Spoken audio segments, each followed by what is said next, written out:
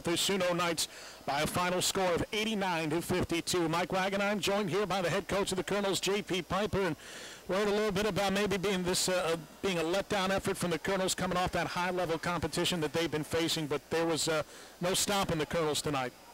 No, I thought we had a good edge to us, a good intensity level, and you know, I told the guys in the pregame and again at halftime, I was really only concerned about the defensive end of the floor. I didn't think we would struggle very much to score buckets.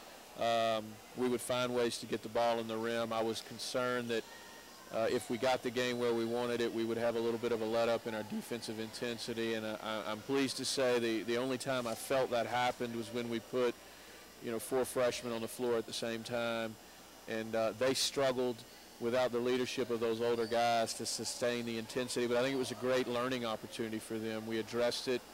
You know, got them off the floor, addressed it, got them back in. I thought at the very end they were pretty good, and those are big strides for them. Those big steps for our team and our program. If we can get those guys where they can play at a high level all by themselves without needing guys to kind of pull them along, then we're a better team. So really a lot of positives in the game. That's probably the thing I'm most excited about is their development as a defensive unit there at the very end.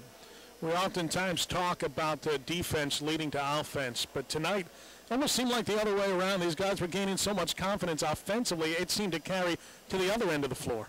Yeah, and you know, we keep preaching that you know, we need to let the defense set up the offense, but I remind them all the time that they were recruited here because of their offensive abilities. We don't go out.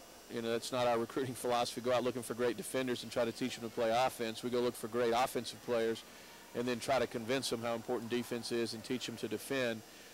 We have a group here that I think is pretty special because they really bought into the defensive message, and they're all very, very talented scoring the basketball, shooting it, getting it to the basket and finishing, and you saw some of that tonight. Probably some places that you wouldn't expect if you hadn't seen these kids for a number of years, but nothing out there surprised me tonight. It was good to see some of those guys break through. Ben Martin in particular knocked down some threes and shot the ball with a lot of confidence. Dantrell got going a little bit. You know, we need Elridge and Chris Talkington to do the same. Justin Ayers, you know, I don't think put a shot up, but you know, he can score the ball. He needs to be a little more assertive offensively, but those things will come.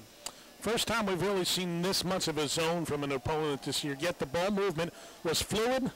For the most part, Kenny Franklin winds up with 9 assists. The Colonels had 22 helpers as a team, which is a phenomenal number, especially considering you hadn't really faced a zone for as long as a period of time as you faced it tonight. That was nice to see. Yeah, we had seen some zone on tape, so we had put some work in practice, and I was worried we would be a little sluggish and that we would hold the ball a little too much, but these guys have great instincts offensively. There's a lot of stuff out there that happened tonight that is not stuff we've worked on. They just play well off one another. They understand how to space themselves and move without the basketball. So it's really, I enjoy watching it. I almost have more fun watching us against the zone because they surprise me more. And, you know, in the man-to-man, it's pretty predictable where our buckets are going to come from. But we got some things tonight that I hadn't seen them do. So that's always enjoyable when they're that creative on their own. Christopher Palmer for Southern, one of their better players, wound up with the 3 personal fouls. We're only a few minutes into the game. How did that change the complexion of things?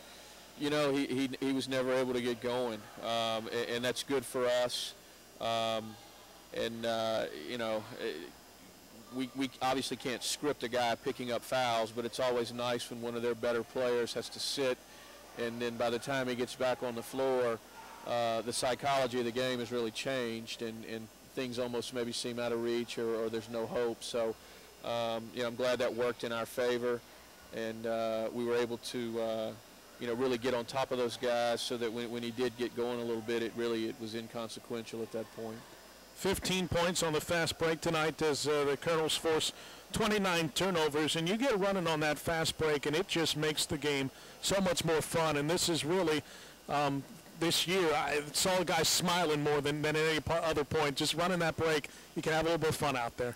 No question, and I told them that I wasn't going to preach much about offense, that as long as they invested the defensive intensity, that I was going to give them a lot of freedom offensively. And you saw them shoot some threes in transition and maybe take some risk with the ball, pushing it up the floor that you know, you wouldn't see us do at LSU maybe or against Tulane. But again, the deal that we broker is, as long as you invested on the defensive end, I don't mind you taking those risks offensively, particularly when we feel like we have the game in a place where we want it. And you know, you're up 15, you're up 20, you're up 25. You know, that's their payday, if you will, within the game. They've worked hard to get to this point, to where they can be in a situation where they can enjoy that, and I want them to. And actually, I put Fred back in at the end because I wanted him to get a 3 up. He wanted to shoot a 3, and he didn't attempt one tonight. He loves to shoot them, and he's a good shooter.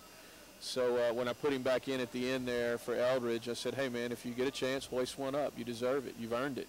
It didn't work out that way for him, but you know, I think that's where you reward the effort on the defensive end, is you let them enjoy and have some freedom on the offensive end.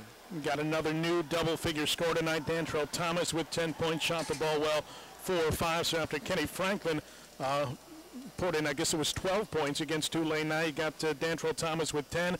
We're starting to see some other guys can contribute offensively, and it's hopefully starting to steamroll now.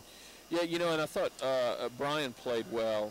He didn't make any threes tonight. He was 0 for 5 behind the arc, but he shoots the ball well in practice. I think it's just a matter of time before he starts knocking those shots down in games, and then you have another really potent threat on the perimeter, and you see he got 8 tonight. He had some good looks in transition, got the ball to the rim, made a few free throws, and if you add 1 or 2 threes a game to that, he's hovering right around a double-figure score as well. So, you know, things are starting to round into shape for us, and hopefully they'll continue to do so over these next few games. Well, now you got, I guess, a couple of more days with your players, and then they're off to take their final exams, and so you lose them for a little while heading into that contest next Wednesday with Loyola. When do you pick it up again, and does it give you enough time to prepare for the Wolfpack?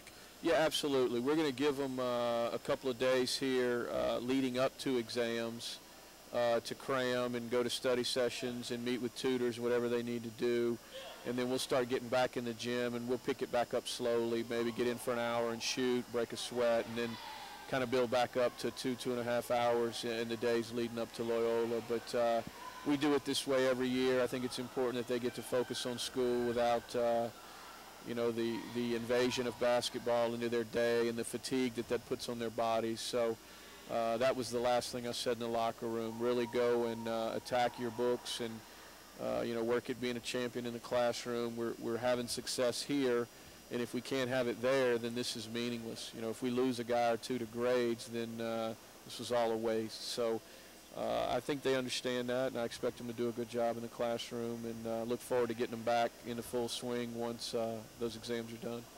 Next game is in home at Terrebonne Civic Center next Wednesday, but as for Stouffer Gym, you've now won 22 of your last 26 games here. This is becoming more and more a difficult place to play for the opposition.